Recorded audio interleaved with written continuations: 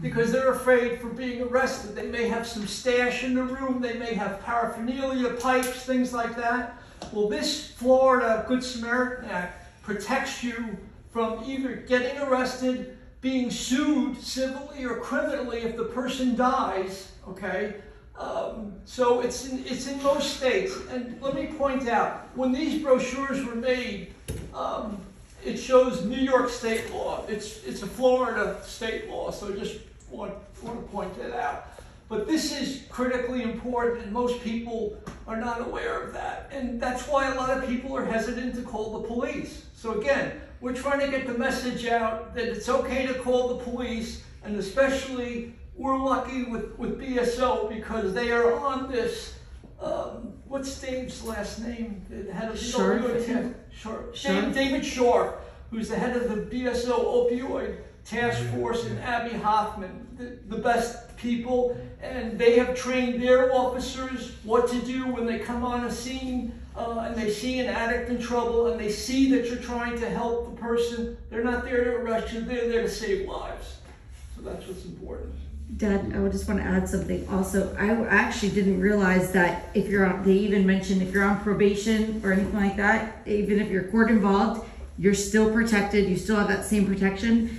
And also I think that now people such as BSO and stuff like that, I think people are really starting to finally believe that it really is a brain disease. It really is a disease, not a moral failing. So like my dad mentioned, they really are really feeling like, oh my gosh, we have to save these people. This is crazy, because how do you get help if you're dead? Yeah. So that's just something I've been noticing a lot. Important. Thank you. Okay, so we have certificates. John? You were saying, sorry. One box of that, which has 2 doses, if I were to go to Walgreens, it's about $100 to $150 just for the 1 box? It's 50 to 100 is our understanding. Which is still really expensive. Yeah. Like I didn't know it was that Googled it actually when I got in my car, and it said $50 at Walgreens. Is there any we've heard everywhere. Yeah, so that's a great question. That's why we're trying to do this, because who's gonna Are there any county facilities or programs that hand them out? How often can we give them? Like, you know, like the ones that we have access to, or other people, like how? Like Broward Outreach, stuff like that is. I think BARC is one center, but they're counting. The state is counting on people like us to go out to the community. But there's no like central, go to Federal US 1 and Taft Street, and there's a, an outlet there.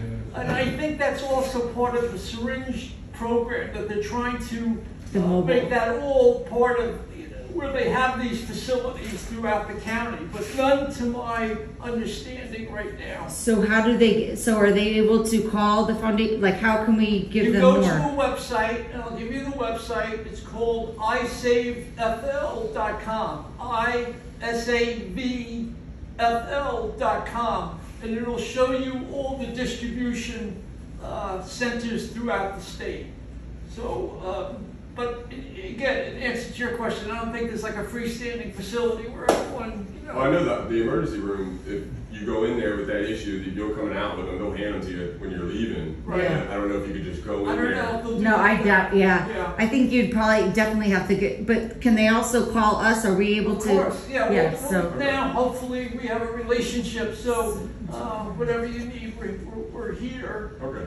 It's not that you need to stack the floors with Narcan boxes. It'll be the exception to the rule, hopefully, but it's important that you know, and also please see the training on the back of these brochures for yourself. That you go through a live 2-minute film presentation. I've watched it on YouTube before. You go right on YouTube. Yeah. I've actually shown it to the guys in my house before. Yeah. And excellent. Check the expiration dates. Like Yes, when that's they're located on the box. Yes. So it's a 2 to 3 year shelf life on it. But don't throw it away, because I mean, listen, if that's the only thing you have, you know, just try to use it. I'm sure. Yeah. So if it's up past expiration, it just becomes what, a little weaker, or I don't. We can only imagine, but at least I wouldn't throw it away. At least you'll have more than One last point.